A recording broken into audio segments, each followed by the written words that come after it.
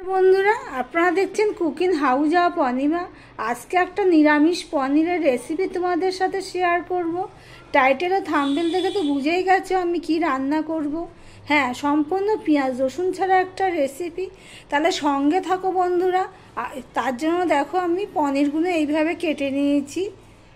দেখো বন্ধুরা, এখানে একটা কড়াই বসিয়ে দিয়েছি। আর এমনি পনিরের সাথে আমি নিয়ে নিয়েছি ক্যাপসিকাম কেটে। ক্যাপসিকামগুলো ঠিক এইভাবে কেটে নিয়েছি।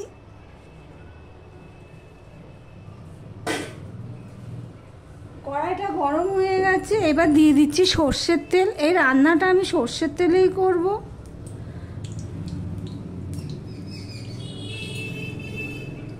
তেলটা গরম হতে হতে তোমাদেরকে দেখিয়ে দিচ্ছি। আমি এখানে তিল নিয়ে নিয়েছি, কাজু বাদাম নিয়ে নিয়েছি 4-5টা, পোস্ত নিয়ে নিয়েছি আর 2টো লঙ্কা নিয়ে নিয়েছি। এগুলো আমি একটা মিহি পেস্ট রেডি করে নেব।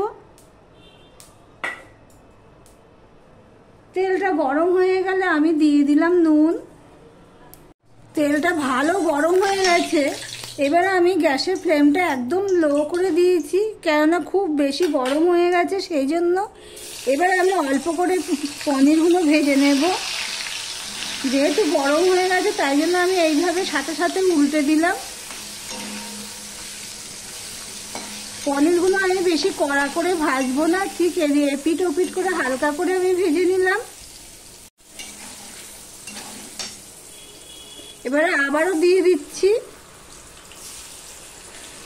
ভিডিওটি যারা দেখছো লাইক দিয়ে কন্টিনিউ করো প্লিজ বন্ধুরা। তোমাদের একটা লাইক আমাদের এগিয়ে নিতে অনেকটাই সাহায্য করে।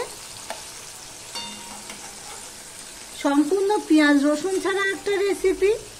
নিরামিষের দিনে তোমরা করতে পারো বা পুজোর কোনো আয়োজনে ভোগের ব্যাপারেও এই রেসিপিটি করতে পারো। সমস্ত পনিরগুলো দেখো এভাবে হালকা করে আমার ভেজে নেওয়া হয়ে গেছে। আমি 3 খেপে বা 3টে ব্যাচে আমি ভেজে নিয়েছি।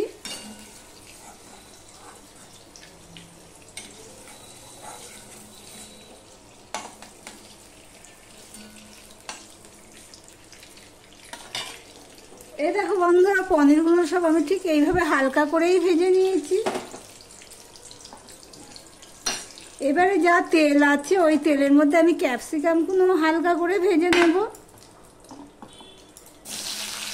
এই পর্যন্ত যারা ভিডিওটি দেখছো অথচ সাবস্ক্রাইব করোনি, লাইক করোনি, তাদেরকে বলছি সাবস্ক্রাইব করে লাইক করে ভিডিওটি কন্টিনিউ করতে। দেখো বন্ধুরা, ক্যাপসিকামগুলো আমি হালকা করে ভেজে নিয়েছি। সেটাও আমি একটা পাত্রে তুলে নিচ্ছি।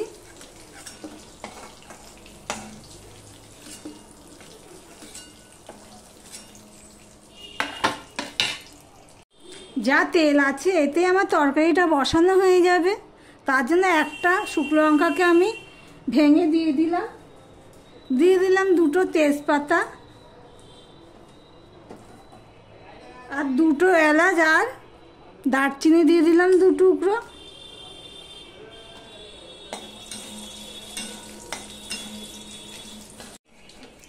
দিয়ে দিলাম 1/2 চামচের মতন জিরে ফোড়ন।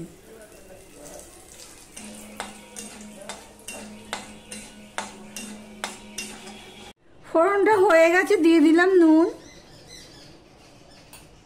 এখানে আমি 1 চামচের একটু বেশি আদা পেস্ট সেটা আমি দিয়ে দিলাম। যেহেতু নুন দিয়েছি সেই জন্য আদা পেস্টটা দিলাম। মানেটা ঠিক উল্টো হয়ে গেল, নুন দেওয়াতে আদা পেস্টটা যে দিয়েছি আর ছিটবে না। একটা সুন্দর গন্ধ বেরিয়েছে। গরম মশলা, আদা, জিরে, তেজপাতা, শুকনো লঙ্কা সুন্দর গন্ধ বেরিয়েছে। এবার আমি একটু মশলা অ্যাড করব। দিয়ে দিলাম 1/2 চামচ ধনের গুঁড়ো, 1/2 চামচ জিরের গুঁড়ো আর 1/2 চামচ লঙ্কার গুঁড়ো দিয়ে দিলাম। হলুদটা একটুখানি সামান্য দিলাম। যেহেতু এটা সাদা গ্রেভি হবে সেই জন্য হলুদটা খুব একটা দিইনি। এবার দিয়ে দিচ্ছি জল।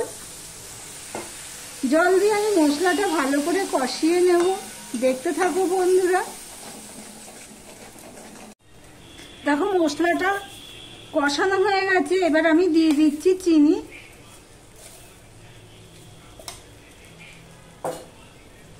আর এখানে দেখো 50 গ্রামের মতন টক দই নিয়েছি, সেটা আমি দিয়ে দিলাম।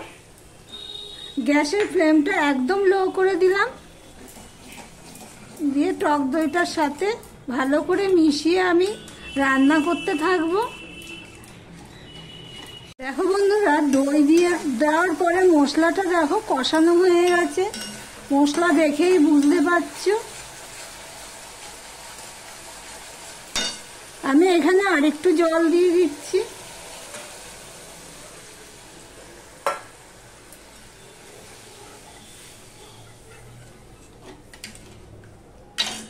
এখানে দিয়ে দিলাম ক্যাপসিকামগুলো ভাজা, আর দিয়ে দিলাম পনির ভাজাগুলো।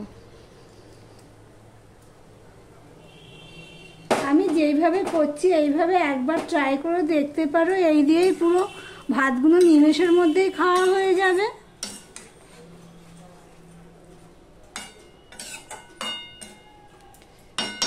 বন্ধুরা, ফুটে উঠেছে, এবার আমি এই পেস্টটা দিয়ে দেব, যেটা তোমাদেরকে দেখিয়েছি, তিল, কাজু বাদাম আর পোস্ত, সেটা আমি দিয়ে দিলাম।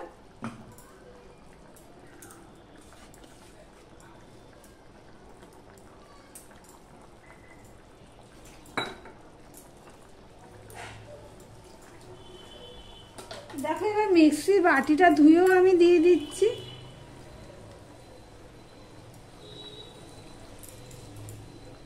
আমি যেভাবে করলাম প্লিজ তোমরা একবার ট্রাই করে দেখতে পারো।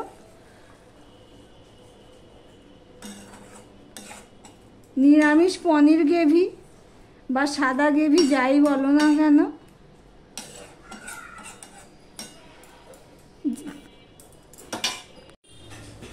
ঢাকা দিয়ে 3 থেকে 4 মিনিট আমি ফুটিয়ে নিয়েছি, একদম লো টু মিডিয়ামে দিয়ে, কেননা লেগে যেতে পারে তলা, যেহেতু কাজু আছে।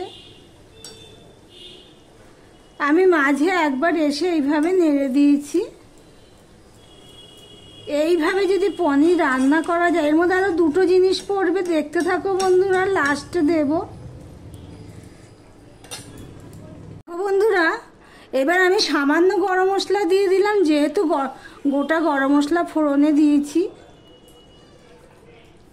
আর দিয়ে দিলাম 1 চামচের মতন ঘি।